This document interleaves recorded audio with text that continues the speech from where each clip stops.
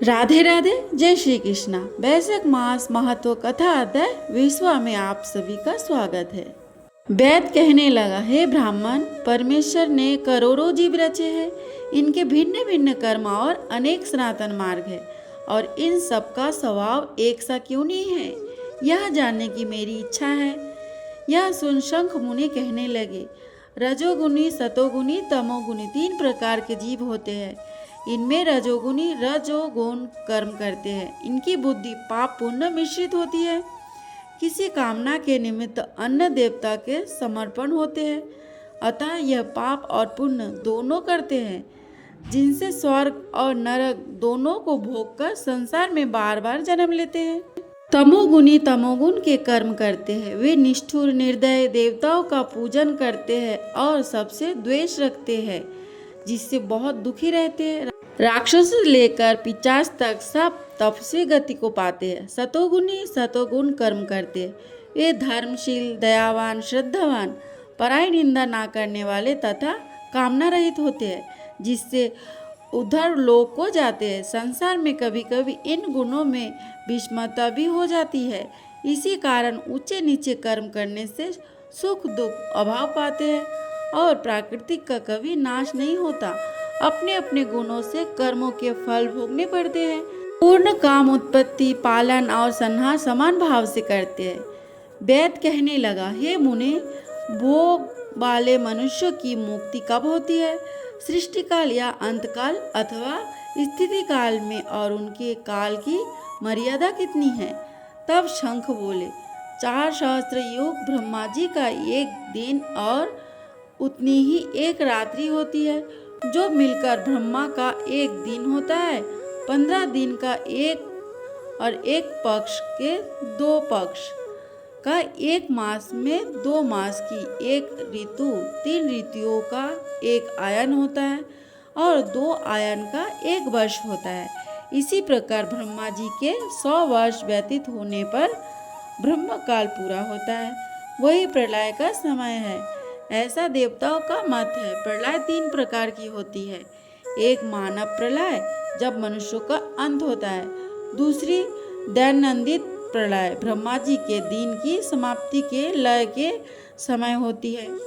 14 मनु के प्रलय होने का पर एक दैनंदिन प्रलय होती है।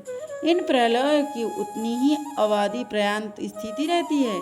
मनवंतर प्रलय में भू भुवः स्वः तीनों लोकों का लय होकर चेतन जीवों का ही नाश होता है, लोकों के स्वरूप का नहीं। केवल उन लोकों में पूर्ववत जल प्लावन हो जाता है। अतः अंत में चेतन जीवों की पूर्ण उत्पत्ति होती है।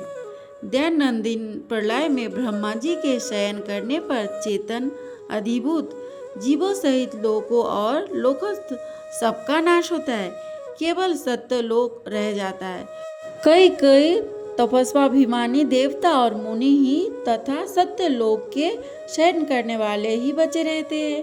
वे सब कल्पांत तक सोते रहते हैं। फिर रात्रि के समाप्त होने पर पूर्व सृष्टि के अनुसार ब्रह्मा जी सृष्टि पूर्ण रचना करते हैं। ऋषि, देव, पितृलोक और वर्ण धर्मों सहित 4 वर्णों को अलग अलग रचते हैं। तब चक्रधारी विष्णु के 10 अवतार पूर्ण नियम के अनुसार होते हैं। जो देवता ऋषि ब्रह्मा जी के संग मुक्ति पाने वाले हैं, वह ब्रह्मलोक में ही रहते हैं, और जो राजा, साधु और सिद्धि को प्राप्त हुए ब्रह्मलोकवासी है, वे सब सत्यलोक में ही स्थिर रह जाते हैं, यह नहीं आते। कलियुग समाप्त होने पर दैत्य का नाश होता है। फिर वे अपने कर्म अनुसार वैसे ही कर्म करने वाले होते हैं, और अपने निर्णय स्थान में अपने अपने गोत्र में जन्म लेते हैं। अब तेरे सामने सृष्टि काल और मुक्ति काल वर्णन करूंगा।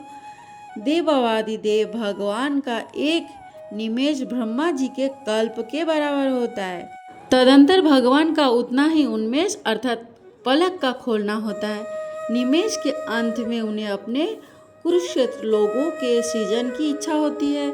जब वह ब्रह्मा से लेकर मनुष्य तक विष्णु की उक्षतिगत होकर भी ध्यान अवस्थित रहते हैं। उन चतुर्विभु आत्मा विभु शारण्य होकर बेहू में स्थित वासुदेव से ब्रह्मा को सहज मुक्ति देकर महाविभु तत्पश्चात महात्माओं को तत्वज्ञान रूपी पारस्य मुक्ति देते हैं, किसी को समीप मुक्ति देते हैं तथा अन्य मनुष्यों को लोकक मुक्ति देकर अनिरुद्ध रूप से संपूर्ण स्थित लोकों का अवलोकन करते हैं।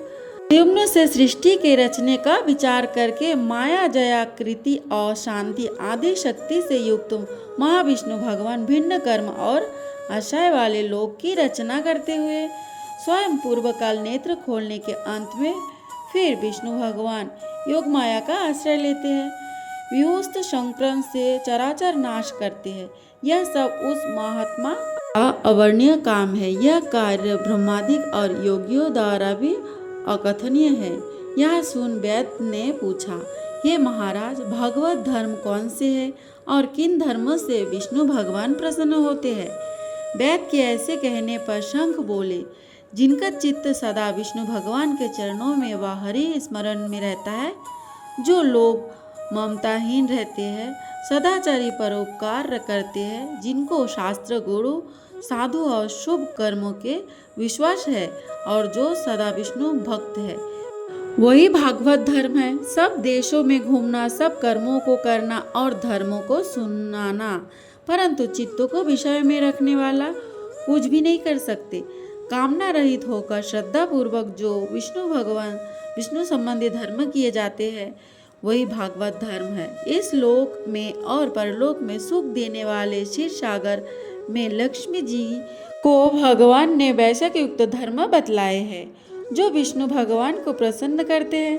धन पाकर बावड़ी, कुआं, सरोवर बनवा, मार्ग में छाया करना, प्याऊ बनवाना, सुपत्रों को दान करना, छतरी, जूता, खराऊ, सुगंधित द्रव्य, कपड़, पुष्प, तंबूल, गोरा, शहद, चटाई, कंबल, पलंग, वस्त्र, अन्न का दान और गोदान, रास्ते के थके हुए ब्राह्मणों को आदि के चरण धोना, पंखे से हवा करना, उपदान करना, शरबत पिलाना, नमक मिली हुई छाछ, एक काकड़ी तथा राशन का दान संपूर्ण पापों का नाश करने वाले हैं। पितृश्वर को तर्पण करे, तेल उपटन छोड़ दे, कांसे के पात्र में भोजन ना करे, निषिद्ध भोजन और व्यर्थ विवाद ना करे, लौकी, गाजर, तोरई, चौलाई, बैगन, मसूर, मूली, गूलर, बेल फल का सेवन वैशाख में भूलकर भी ना करे, नहीं तो चांडाल की योनि में जन्म लेकर 100 जन्मों तक पशु बनना पड़ेगा।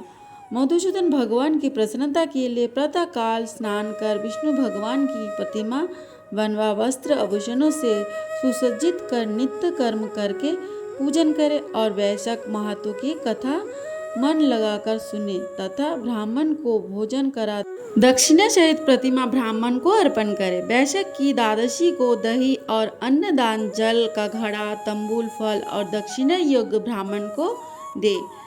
धर्मराज को प्रसन्न करने के लिए दही और अन्न का तंबूल दक्षिणा दान करे। पहले दही और अन्न से पितृश्वर को तृप्ति को अक्षत दे, फिर गुरु और विष्णु को दे और यथाशक्ति गोदान कर वैकुंठ प्राप्ति के निमित्त विष्णु भगवान से प्रार्थना करे। ऐसा करने से सब पापों से छूटकर अपने 100 कुलों का उद्धार कर सूर्य मंडल को वेद विष्णु के परम धाम को जाते हैं। तब श्रुतदेव जी वैशाख मास के धर्मों की कथा कह रहे थे, तो इतने में ही वहाँ पंचसखी वृक्ष पृथ्वी पर गिर पड़ा और उस वृक्ष की कोटर में से एक बड़ा भयंकर सर्प तत्काल पाप रूपी देह का त्याग कर हाथ जोड़कर सिर झुका वहां बैठ गया।